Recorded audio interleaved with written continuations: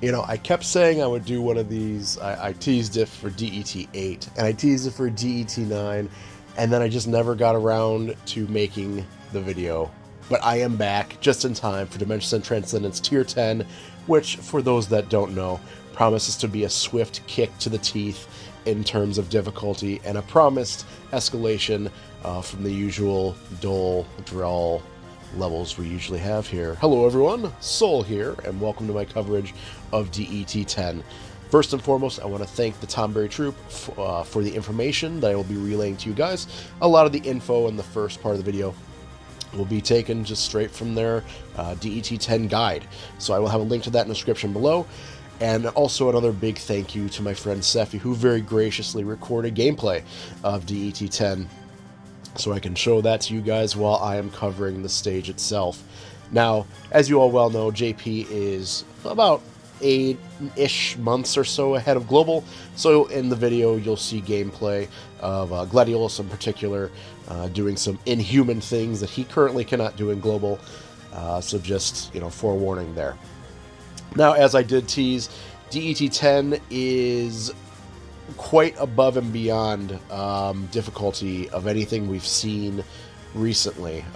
It is currently the only stage in JP that has not been beaten without a force weapon, as far as I know. It is very difficult. The Reckoning Gate is a cut above anything we've seen to this point. So that's enough doom posting, doom and gloom for me. We are going to figure this thing out together. Without any further ado, guys, let's get started covering DET 10 Crucible 1. Continuing with DET and the trend it's set, the Crucible themselves are really nothing here. The left Crucible here, it features two Lunatic Rage Gators and requires a yellow crystal character. The orb is up the entire battle. Yeah, orbs, remember those? With an 8 count to start and 10 max, and is lethal. And to proc the orb, you need a Brave Battery your party, which is a +3 count. So very, very easy condition to do.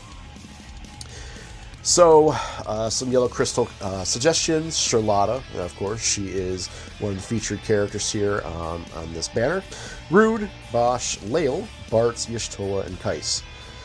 So, 60 turns to get through 40 million HP. 40 million, that's so cute. Both enemies have 20 million HP. Brave damage was reduced by up to 70% throughout the fight, and Brave gains are reduced by up to 70% throughout the fight. So, Charlotta being the banner character with access to her burst and force or synergy stats, orb control and potentially big damage, of course, is a major player here. If possible, don't let these bosses get turns, as their all attack and red aura can be lethal, even the last stand units. From what I remember, it's an HP attack, Brave HP attack done twice the party, and it hits extremely hard without mitigation. If not racing the orb, bring big mitigation, strong HP damage down debuffs for the enemies, like Raijin or Reno, or stuns with Cam. Boss abilities to watch out for: Tremor Plus, AoE Melee Brave plus HP done twice, ignores Brave mitigation, delays broken targets 3 turns. So, do not get broken by these guys at all. They will use also an ability called Runaway, which delays their own turn, absorbs your party's Brave, and lowers your party's Int Brave. A very forgettable, non-threatening Crucible. Just use Brave Battery, and you're all set. That's it. Some mitigation to survive their AoE attacks if you choose to give them turns, but chances are they'll be dead before they even know what hit them. So, with left Crucible done and dusted, let's scroll on over now to the right Crucible and see what awaits us there. Oh boy, you guys remember these enemies? Hell yeah, you do. The right Crucible features 2 Astaroth enemies. The orb is up the entire battle, 10 start, 10 max, and it is lethal. And to proc the orb, you need to inflict 2+ debuffs at once for a +1 count. Which, there's so many damn debuffers in the game, you shouldn't have any problem doing that. A blue crystal character is required in the party to feature off X-Death. Blue crystal suggestions are X-Death, Tidus, Mog, Laguna, Waka, Zidane, Maria, Edge, Ursula, Ferris, Pain, Trey, etc., etc. Fight mechanics: 60 turn fight, 40 million HP. Both enemies have 40 million HP. This orb will kill you upon exploding. Brave damage reduced by up to 70%, as well as Brave gains. So, some team themes counter the stage. X-Death is the banner unit this fight is catered to, so be wary on breaking the boss with yellow aura on your button push, as it will counter. If you guys don't remember, their counter is very, very strong. It's a Brave gain, which will recover it from break, removes its own buff, or sorry, removes your buffs, does a magic Brave HP attack, delays you by 2 turns, inflicts Curse and Inf Brave down, and heals its HP. It is a guaranteed hit, and it will use even if the enemy is stunned.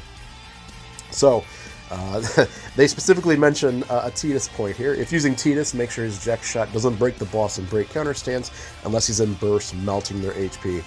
A strong burst plus unit with proper support and launches can ignore most of the fight's mechanics.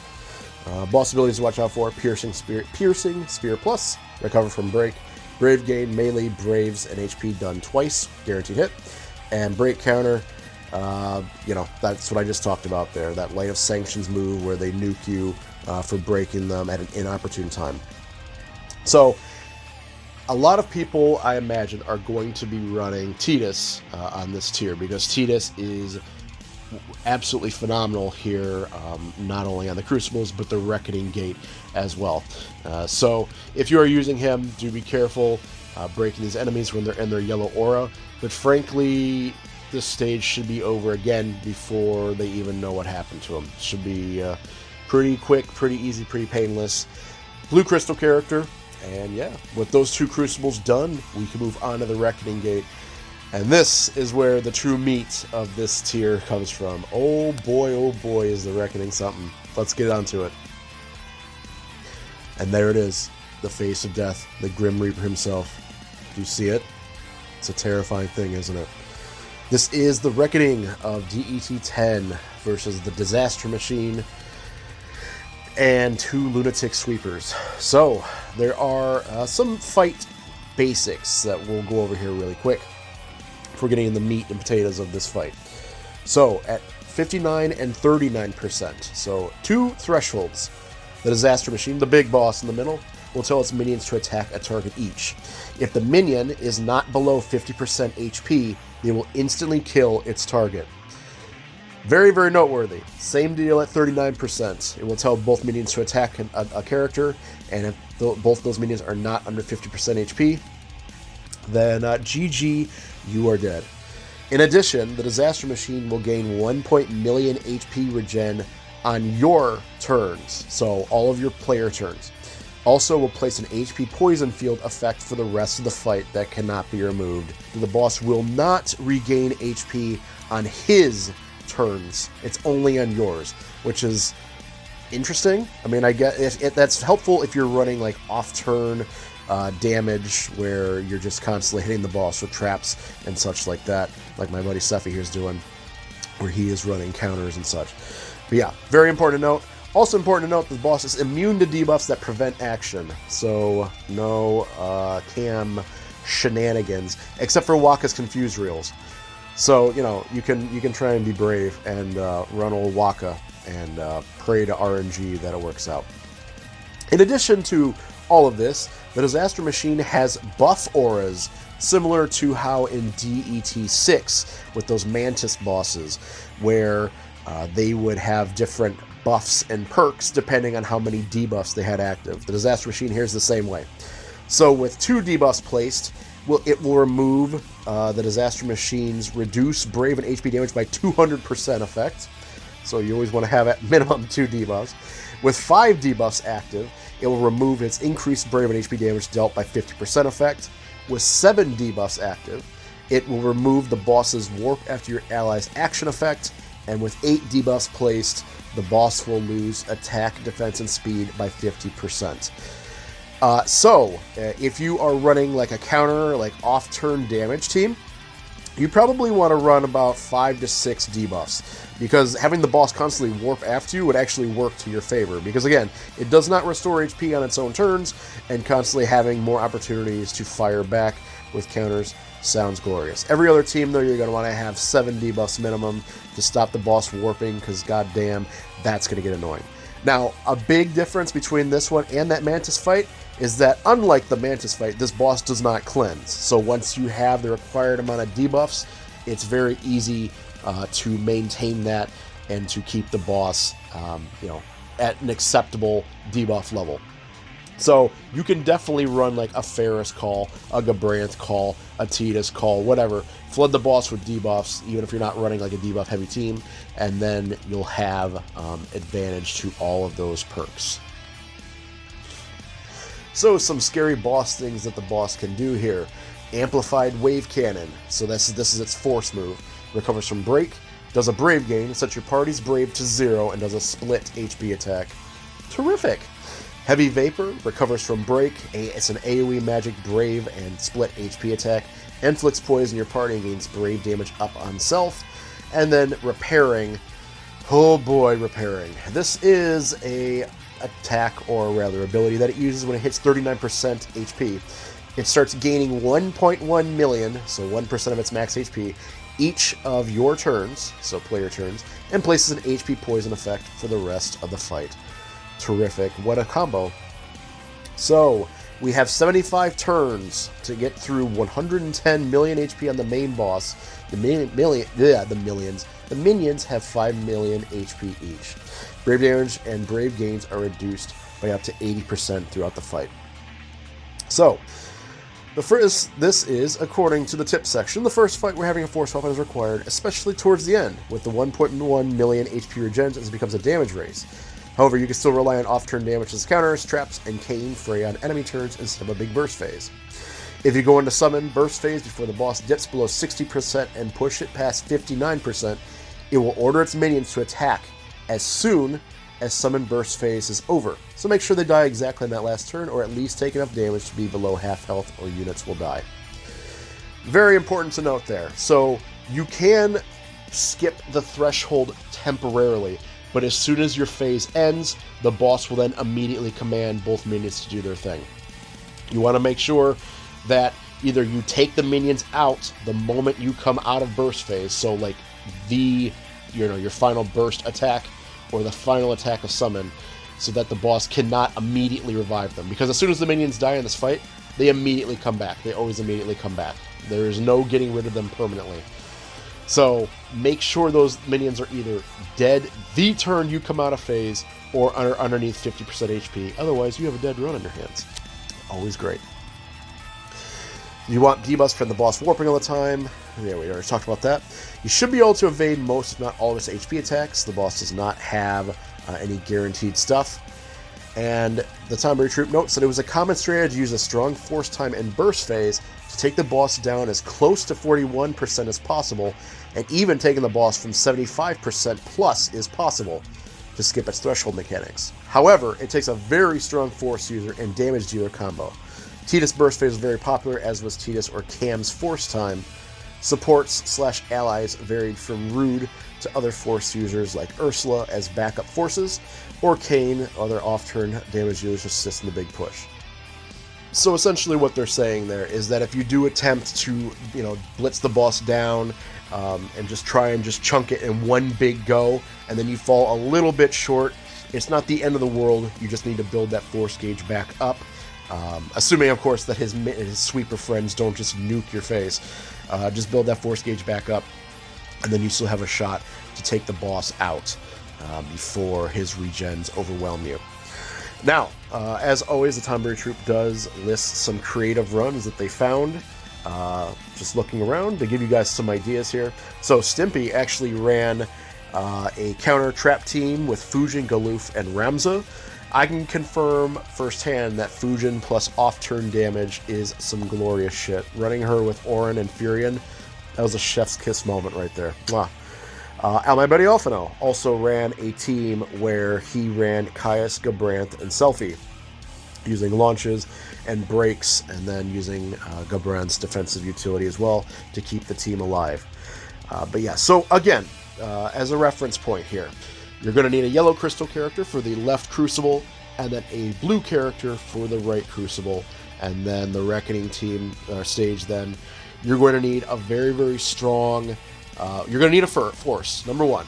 Number two, you're going to either need a very strong force like burst phase, or be running some very heavy like off-turn trap damage to help yourself out.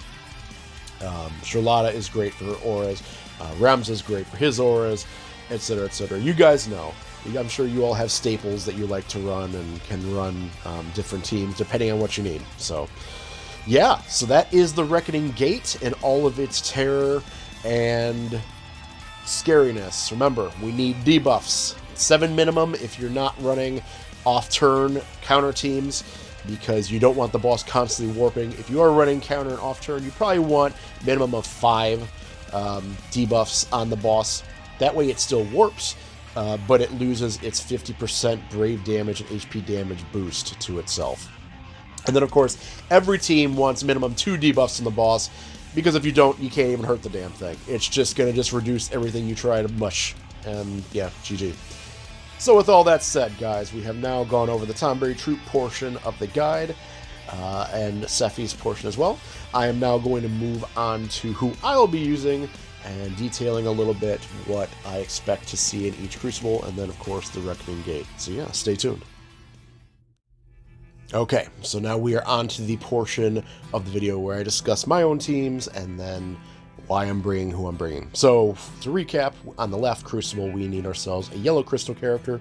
We need to brave batter the entire party for the orb, and the bosses can hit quite hard, and so either need to be delayed or have some mitigation to survive their attacks. So, I am running a Beatrix and Lilith duo. Now, Beatrix, of course, has her HP plus, which makes the party completely immune to all HP damage as long as that buff is active after her EX. She also has her counters from her trap, or Rose Petals, which is terrific. And then we have Lilith. Lilith, I have not used Lilith in a video yet, but I do have her built. She has her LD fully kitted and everything. Her debuffs plus Beatrix's damage mitigation, I think it's just going to nuke the boss's damage to Kingdom Come anyway. Lilith fulfills our yellow crystal requirement, and both characters can hit the brave gain to the party as well. Beatrix gives everyone HP regen, which I will need for the Reckoning Gate as well to help offset that HP poison mist. And yeah, I think this is going to be a very comfy, very safe team. I really don't see any way this team will fail. Just flood the bosses with debuffs and constantly just hit them and smack them till they're dead. Now, I bet you guys can't even begin to wonder who I'm going to use in the right Crucible. We need a blue crystal character, and one character in particular is infamous for being great on this tier. I just don't know. I just don't think you guys even can fathom who it is. So I'm going to pull the rug out from under all of your feet. I am going to, on the right Crucible, going to be using Tidus. I know. No one saw that coming. I know. Being the Final Fantasy X simp I am, that's shocking to many people. However, Tidus is going to solo the right Crucible without even trying. I'm just going to whichever one of the Astros has the yellow ore, I'm just going to nuke down. I'm going to attempt to just build his force gauge up before the bosses hit half health before I enter my burst phase. If I need to enter summon to further boost the gauge up, you know, if they start entering aura a little bit early, then I'll do so. But yeah, that's going to be absolutely no problem whatsoever. Tidus is a fucking monster with his force and burst, and he's just going to just body the Crucible entirely by himself. It's going to be glorious. And then, of course, for the Reckoning, Beatrix, Tidus, and Lilith. So again, I really think this is a really safe, effective team. Beatrix and Lilith can really just knock the enemy's damage down to basically nothing. So the only thing I really need to worry about is the HP Poison Mist, which Beatrix can handle with her HP regen. Lilith has burst healing as well, if need be. And the minions' health, making sure that they're underneath 50% HP when the boss hits those thresholds. And then just being able to outrace it and nuke it down before those regens catch up. So Tidus is going to be doing a lion's share of the work here. Beatrix and Lily here are for the debuffs, so the mitigation, and then their own particular auras. Yeah, I don't really see how this team can fail on the Reckoning Gate, to be quite frank with you guys. I feel very confident about this one. When DET 9 came up, we had those weird, like, kung fu chicken monsters that would do martial arts and kick and shit. I thought I had a really locked down team. I think it was Sephiroth, Porum, and Vanille. And then that one ended up actually going to 99 turns out of 100. Like, I thought, oh yeah, this team will make it for sure. And then I almost missed the turn count. I was 1 away. I don't think this will be a repeat of that. I think this team will do just fine. But yeah, we'll see. Oh my god, I just realized my summon's a Pandemonium. No, my summon is not going to be Pandemonium. I think I'll put it as Bahamut. That way Lily and Beatrix can have a nice summon phase, assuming that I give them a chance to act. I don't know, maybe Tidus will just be bodying everyone. And I think actually by the time DET10 drops, when they drop those 4 characters that are hitting Crystal 90, I'll be able to push the short sword UW to 4. It's at 3 right now. And then I'll increase Tidus' damage a little bit even more. So yeah, that'll be really good. I think this team will do great. So yeah, as always, guys, please let me know down below what you're thinking, who you're thinking of running. I am very curious to see the ideas and brainstorming and such. I always enjoy talking it over with people.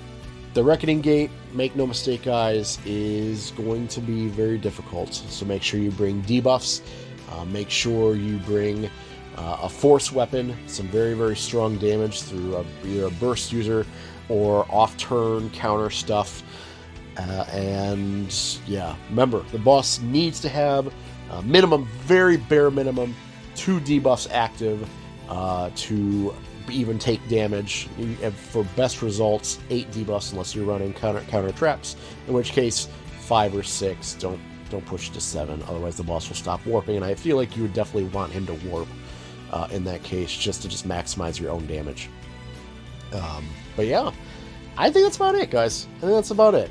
Check the description down below for links. A big shout out to the Tonberry Troop for their information, and to Sephi for recording the gameplay. Thank you guys as always. I really appreciate the work put in. I will see you guys next video here very soon. Keep an eye out. DET10 is right around the corner. Until then, everyone, take care of yourselves. I'll see you next time. And see you later.